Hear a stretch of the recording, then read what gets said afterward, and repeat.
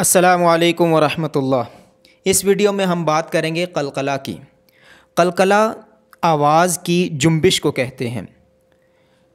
आवाज़ अगर टकरा के वापस आए, इस तरह पढ़ने के अंदाज़ को कलकला कहा जाता है। इंग्लिश में कलकला के लिए जो वर्ड इस्तेमाल होता है उसको एको कहते हैं। कलकला के हुरूफ की तादाद 5 है।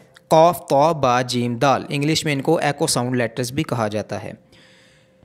कौफ, तौ, बा, जीम, दाल, इन हरूफ को याद करने के लिए इनको मिला के एक वर्ड बनाया जाता है कुतुबुजद्दीन। कुतुबुजद्दीन, आप इस वर्ड को याद करें तो आपको आसानी से हरूफ कलकला याद रहते हैं। तो इन हरूफ में से अगर कोई भी हर्फ जज़म साइन के साथ आ जाए तो वहाँ पर कलकला होता है। कलकला से मुराद आवाज़ टकरा के वापस आती है।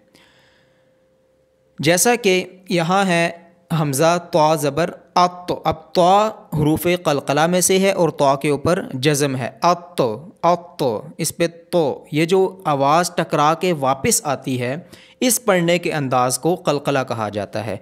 अज, अद, अक, अब। अगर आप पढ़ेंगे अद, अक, अब तो ये गलत होगा। इसकी सही अदायगी ऐसे है कि आपकी आवाज़ टकरा के वापस आती हुई आपको ख़ुद महसूस होगी। अत, अज, अज, अक, अब, अद। तो ये है कलकला को अदा करने का तरीका। अब कलकला की 3 अक़साम होती हैं। एक कलकला होता है जिसमें शिद्दत निस्बतन कम होती है, कम शिद्दत वाला कलकला, और एक होता है उससे कुछ ज़्यादा शिद्दत वाला कलकला, और तीसरी होती है जो स्ट्रॉन्गेस्ट या जिसमें सबसे ज़्यादा शिद्दत होती है कलकला में। अगर हरूफ कलकला में से कोई हर्फ किसी वर्ड के दरमियान में आ जाए, लफ्ज़ के दरमियान में हरूफ कलकला वाला हर्फ हो और उसके ऊपर जज़म हो, ऐसी सूरत में जब उस पर कलकला किया जाएगा तो वो कमज़ोर कलकला होगा। जैसा कि यहाँ पहला वर्ड है सदरू का, यहाँ दाल, सदरू का पूरा एक वर्ड है, दाल इसके दरमियान में आया है जज़म साइन के साथ, तो यहाँ कलकला तो होगा लेकिन कलकला में ज़्यादा शिद्दत नहीं होगी। सदरू का अतअमहुम अल अबतर।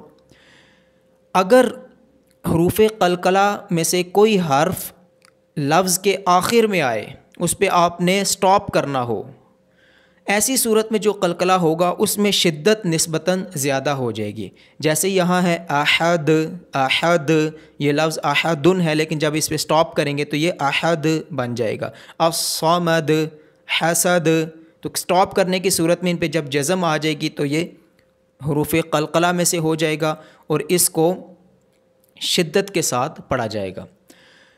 तीसरी कंडीशन ये होती है कि अगर हर्फ आखिर में आ रहा है, वहाँ आपने स्टॉप करना है, लेकिन उसके साथ साथ उसके ऊपर तशदीद भी आ गई है, तो अब हरूफ कलकला में से एक हर्फ आया जिस पे आपने स्टॉप करना है और उस पे तशदीद भी आ गई है, तो जो कलकला होगा उसमें शिद्दत सबसे ज़्यादा पाई जाएगी। वल हज, वल हज, अल हक़ व तब, इसमें शिद्दत सबसे ज़्यादा होगी। तो ये 3 तरह की कैटेगरीज़ बन जाती हैं कि कलकला 3 तरह से किया जाता है। 3 मुख्तलिफ़ कंडीशंस में कलकला मुख्तलिफ़ तरह से किया जाता है।